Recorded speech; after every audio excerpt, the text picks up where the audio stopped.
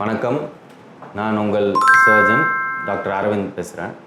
So இன்றைக்கி நம்ம என்ன பார்க்க போகிறோம் அப்படின்னா, பெரிஃபரல் நியூரோபதி பேஷண்ட்ஸ் பற்றி நிறைய பார்த்துக்கிட்டே வரோம். நேற்று ஒரு வீடியோ போட்டிருந்தோம். அதில் போன் ஃப்ராக்சர் ஆச்சுனாலும் அவங்களுக்கு தெரியாதுன்னு சொல்லியிருந்தோம்.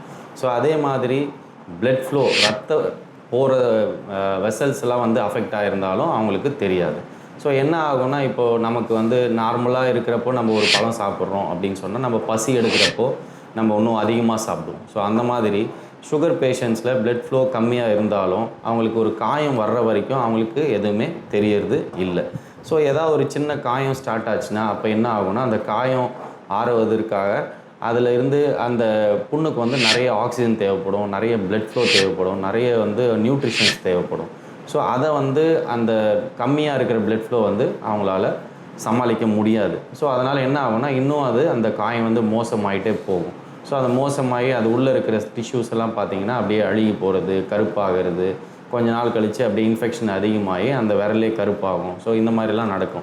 ஸோ நான் என்ன சொல்ல வரோம் அப்படின்னா, பிளட் ஃப்ளோ கம்மியானாலும் கண்டிப்பாக பேஷண்ட்ஸ்க்கு தெரியாது. ஸோ எந்த சின்ன காயமாக இருந்தாலும் கண்டிப்பாக நம்ம டாக்டரை பார்த்து அதுக்கப்புறம் ட்ரீட்மெண்ட் எடுத்துக்கிறது நல்லது. தேங்க்யூ.